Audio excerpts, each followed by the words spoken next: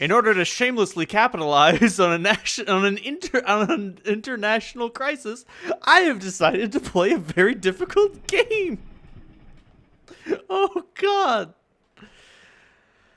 Thank you, Ice Pick Lodge, for bringing us this magnificent experience. Traces of the supernatural reveal themselves more often than intelligent and reasonable men would prefer them to. Chimeras, worshipped by our ancestors centuries ago, crawl back into the light from ancient times.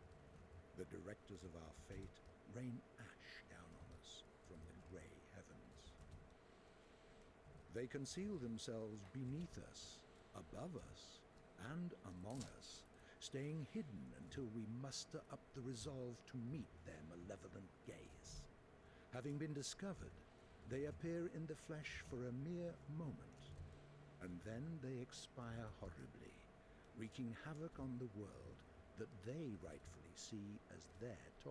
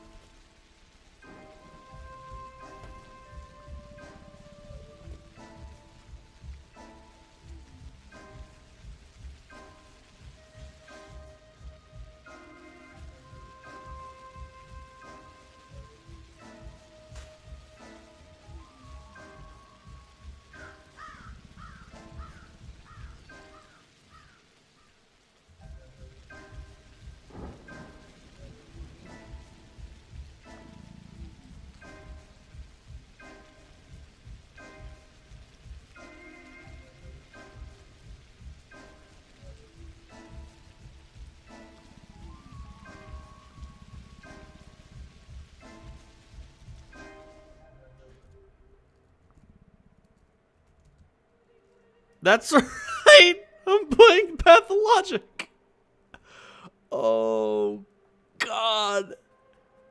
Have I finally lost my mind? Oh, God. I'm gonna be playing through every fucking character. So, it's all about trickery to you? Wherever have you come from? No. I detest trickery. But if we ourselves are to suffer deception, our hands are no longer tied. Where are we? Well, the muscular contraction is there. Means you're already inside of him. This must be one of the ventricles, right here. What a silly place. It's stuffed. So it's not real for now? I don't think it has started yet. Does it matter what it's made of? It's definitely struggling. We need to perform Sectio Transversalis. Cut the wall. There's no other way out. What else is there to do? I know what to do. Those who favor hard logic and direct action are bound to be misguided. Only a miracle can set us free without us having to destroy something. And I can do miracles. Just let me. Will you please be quiet? You're a liar and a thief. Who is going to believe you when you keep lying to yourself? The truth is my shepherd. Whatever happens, I will find answers, and justice will be restored. I will perform the operation. Medica morbo adhibe. Don't you go all bossy on me, clever clogs. You will act justly, but your justice will blind you and become his demise. This calls for the gentle hand of a surgeon. Step aside, both of you. Your gentle hands are used to killing, not giving life. You will inevitably do harm. As for Brainy, he has no regard for casualties at all. Neither of you knows compassion. Yes, it seems unlikely that we'll get along well, but there's only one truth. Any choice is right as long as it's willed. That's the truth of the matter. Only the heart will show you the right choice. Stop thinking about yourselves. Think of the sick. He's in pain. I can't see it yet, but I can feel it. It's not even a trap. It's a grave. Subipsum funisumus. Can't say I hold a soft spot for it. I can see that. You're full of hate. Stuffed or not, it's breathing. I can hear it. It can be healed rather than killed. You mean you won't become a killer? But you will. Mark my word, that's exactly what will happen. But I can avoid it. No, we won't ever get along. I suggest we be on our way. The sooner the better. Off we go then? Let's go. The clock is ticking. Are they referring to the doll or something else? Oh, gracious. Everything on stage is completely frozen when the house lights went down. Okay. Now we begin character selection. We can't play the Changeling until we've defeated the Bachelor or the Haruspex stories. The Haruspex is how do they call upon the Minku, the faithful of a warden kin, known by their hands for they are butchers, known by their eyes for they are surgeons, they who follow the lines, they who are the leaders of the kin, they who speak to erdugs, they who know the secret art of haruspicy. What is a Haruspex? Reading the future in the entrails. He knows what a body bears semblance to the universe. That a body bears semblance to the universe. His scalpel follows the lines of the body. His steps follow the lines of his kin's fortune. A Haruspex that can tell a true line from a false one is entrusted with power. A Haruspex who is confused by his path gets buried into the deep black flesh of the earth. This is the story of a person who has avoided the contradiction, eager to rip a doomed life apart, masterfully fulfilling his true purpose in the process. And then there's The Bachelor. The history of humanity witnessed a number of catastrophes that have demonstrated without a shadow of a doubt the pettiness of human achievement and the triumph of the invincible evil. Outbreaks of infectious diseases that have from time to time wiped towns and cities off the map are undoubtedly among those. However smart and virtuous, the people caught up in these destructive events have repeatedly come to the conclusion that it's no use trying to fight these circumstances. The best you can do is bite the bullet and cope with your losses. This is the story of a person who has managed to work a miracle and defeat a seemingly unvanquishable foe. We will begin our first playthrough as The Bachelor. Daniil Dankovsky, a Bachelor of Medicine, was brought here by circumstances most unfortunate. Dankovsky's life work, his theory challenging the existing notions of human mortality, is being harshly persecuted by the powers that be. Suddenly, a letter arrives from a colleague suggesting that there is previous undiscovered evidence which may support Dankovsky's claims. There is a settlement, the letter says, ruled by an extraordinary man who may well be seen as objective proof of Dankovsky's daring hypothesis. Grasping at straws of hope, Dankovsky decides to follow what he believes to be the sign of divine providence. Without further ado, he sets off for the settlement.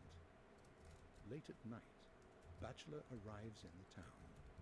As he seeks room and board, he gets to know a girl called Eva Yan and stays at her place till dawn.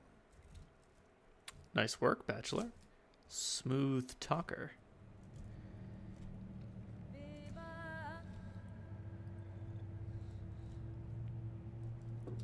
Maybe not as smooth as I thought. Jesus Christ!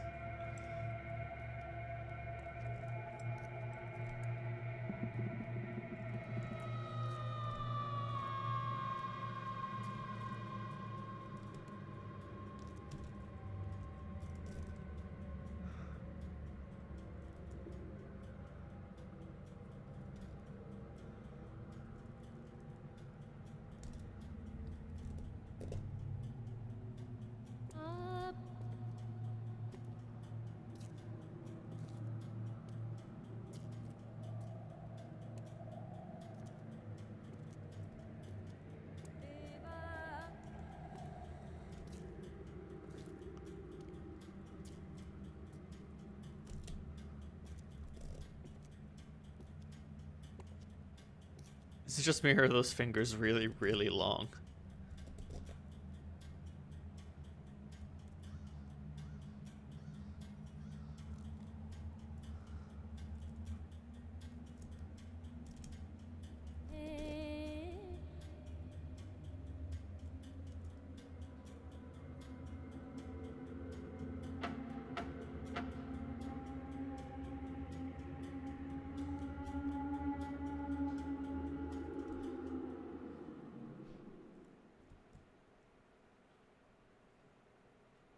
Okay, the guy napping in the chair was not Dankovsky.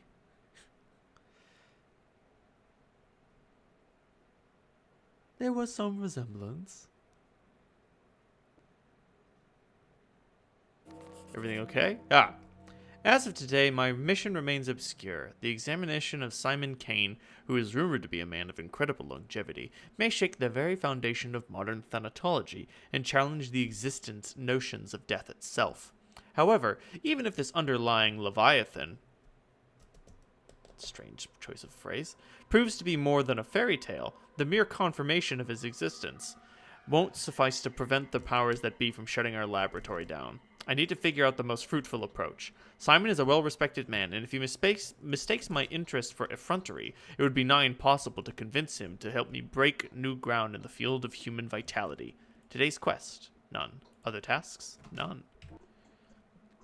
By end of which, the Bachelor finds himself battling a truly unvanquishable foe. So that's the sign that we got a letter. Isidore Barak. My dear Bachelor Dankovsky, it was most disconcerting to learn that the powers that be have the intention of shutting down the laboratory that owes its fame largely to your own research in the fields of thanatology. Is it true that your detractors have branded your studies scientifically stillborn? Rejoice, Bachelor, for there is an observable case that would quell the obscurants that reject the research of death, aging, and necrosis as a subject that lacks academic viability. This case, were you to document it, would go a long way towards restoring your reputation as a scholar.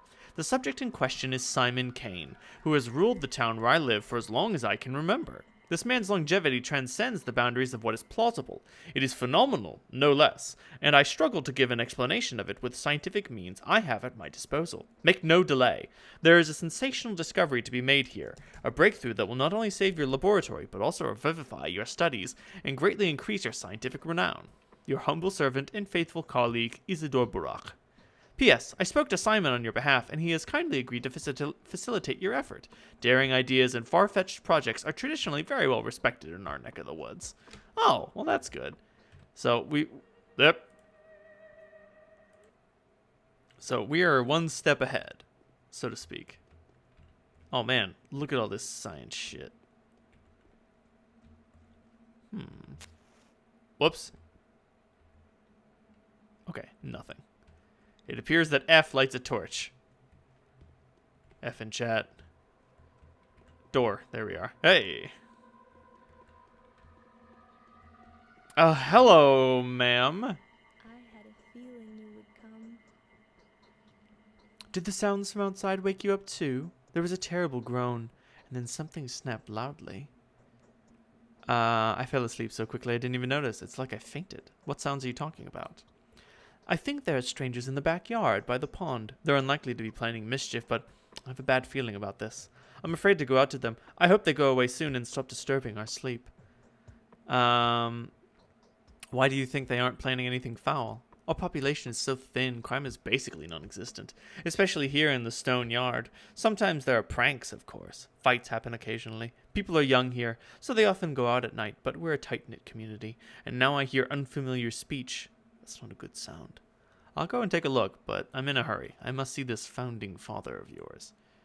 Are you willing to trade the company of a fascinated woman for that of a dreadful old man? Even if he is a sorcerer, that's so sad. But Simon won't go anywhere. He is. He has always been. He will always be.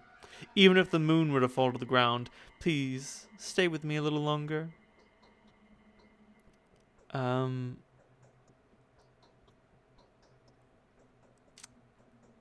I couldn't even imagine the hospitality here, but who was waiting for me? And I didn't notify old Barak of my arrival. I'm not even sure what made me take off for this place.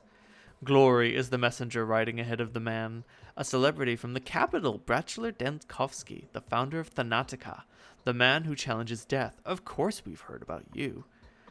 This glory is undeserved yet, but I hope that getting to know your ruler will give me a chance to live up to these expectations. Death. So that's the enemy you've chosen for yourself. Isn't it hard? I don't think anyone's managed to defeat that evil yet.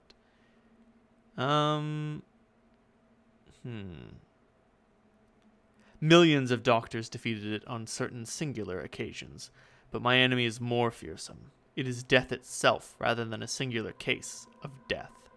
Lowercase d, uppercase D. I don't understand. I can barely understand it myself. Could death only seem inevitable to us, but in reality be nothing more than a whim of the will that had shaped this world? That is the question. And so I must find the key to my victory. It's not far. The Canes live at the Crucible on Bridge Square. Could I please offer you a piece of advice? Go on. Simon has 2 younger brothers. The eldest of the 2, Georgie, is called the Judge by the locals. Visit him first. He isn't asleep. He'll teach you how to speak with Simon. The youngest of the 3 is Victor. His daughter Maria also wanted to see you. It's probably important. Was it she who knew about my arrival beforehand? Yes, she told me about it privately. Talking to her is no simple task. Maria is that kind of person. She puts on airs, but that's just how the Canes are. It was Maria who told me that she would help you defeat death. That's the precise wording. What a coincidence. Yeah, thanks for the advice. Go, and I'll prepare everything for your return. Do come back after you speak to the Canes. They'll probably do a lot of things that will puzzle you and put you on guard. I'll have some advice that may help you if you need it. I'm unlikely to stay here for long, Eva. I will depart after speaking to Simon, with or without him. So that's Simon Kane. That's Maria. This is where I am. And so I need to... Jesus. This place is pretty big. Not huge, but pretty big. Train station. Bad Grief. Rubens Prosectium. Building number 4, just known as the Machine. The windows of this house have been bricked over. The Town Theater. The Shelter. Laura Ravel's house. The Trammel.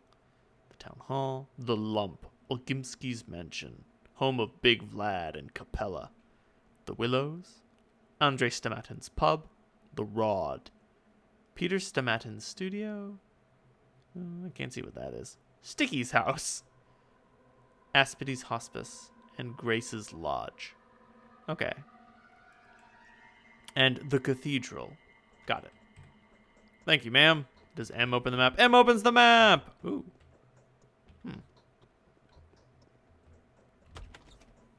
Time for us to go out our front door. Oh, hey, dudes. What the fuck is up?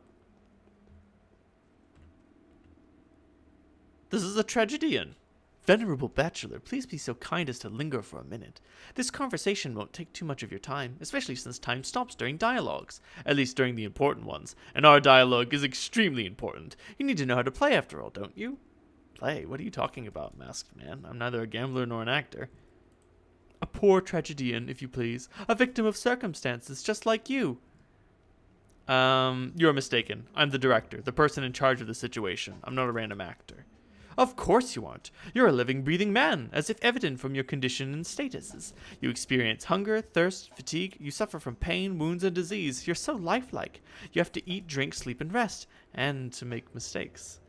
The latter being the most definitive proof of my human nature, wouldn't you agree?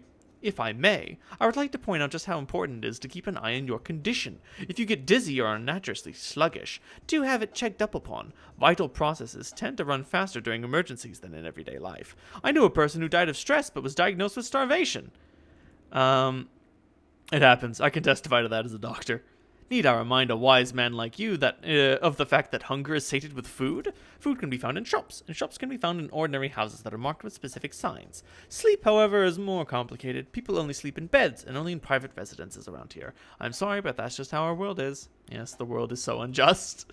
And quite silly, if you forgive me for saying so. Speaking of commerce, different shops sell similar items at different prices. Make sure you don't get cheated. People can be quite brazen around here. You can also barter with folk out on the street. Some things may be more than trinkets to you, but others would be willing to part with their life's blood for them. Blood? Yes, blood. It's not my place to lecture you, but if following your Hippocratic oath, you ever consider easing someone's pain, feel free to just approach them with a suitable drug. You'll see their pain receding before your very eyes. The sick fall asleep when they're close to recovery, don't they? Or when they're close to their ultimate rest. Still, helping the hopeless will grant you a good reputation. You'll be seen as a benefactor willing to part with precious sleeping draughts, or a painkiller for a simple bystander. Anything else? No, not yet. Bye then, Mr. Mask. And then there's this guy. Halt! I'm going to have to teach you about the technicalities of the setting, the time and the place. It's not essential, but that's just how it is. The actor has to be prepared before he goes on stage, or else he'll fall down the aisle or stumble upon the prompt box. That would look mighty silly, wouldn't you agree? You're going to have to teach me? Aren't you forgetting your manners? My manners? There are different manners of life and thought. None of them are mine. If everything goes awry, you'll get a chance to witness each of them. That is something you should probably try to avoid. As for now, please forgive my rudeness. I'm in a special position here, and so I have the right to be blunt sometimes. And who are you? An actor in a tragic mime show. That's unimportant. Will you listen to me or not? Yeah, I'm down. Time flies by. It can't be stopped or turned back. Night follows day, which are then followed by nights. Things happen without any regard for whether you're there to witness them. Don't expect anyone to wait for you. Most events can be missed. And so it would make sense for you to visit the places that you care about regularly. You'll find people there that will play major roles in your fate there. They stand out from the common folk. The rest are just a crowd shot, background, bunch of extras. As it has always been. Indeed. Still, it's best to avoid hasty judgment. It's a paradox, you see. Don't try to care too much for the lives of these bound-to-stand-out people, and don't be too dismissive of the silent crowd. Both extremes end in tragedy. Why is that? This world cares for your reputation, a fine and crucial instrument. Your reputation changes the world you see, for it is a mirror, wouldn't you agree? And so a bad reputation can get you in a lot of trouble. For example, need I describe? You've got a vivid imagination. Everything changes, from mystical aspects to mundane things, like the people you need treating you badly. How many interviews you've got, how high the prices rise, how bad your dreams are, lots of things. A sorry prospect. How do I maintain my reputation? Really? How is that even a question? Same as anywhere. Thou shalt not kill, thou shalt not lie, thou shalt not betray, do not steal, do not covet, do not be an asshole. Do not get caught. The rules are the same everywhere. A truly selfless deed, like risking something for thy neighbor, or even a person who lives quite far away, can help in a dire situation. I see. Really? Good for you then. As for me, I can't see anything in this mask. I have no idea what's going on. Anyway, don't get too worked up about human lives, and don't put too much stock into another's words, mine included. He who trusts everyone is asking to be deceived. Yet he who trusts no one is deluded. I know that from experience. Alright, that'll do for this opening of Pathologic. First things first, we're going to have to go into the garden and talk to the strange fellows who've been keeping Ava up at night. Good night, everyone. Oh no!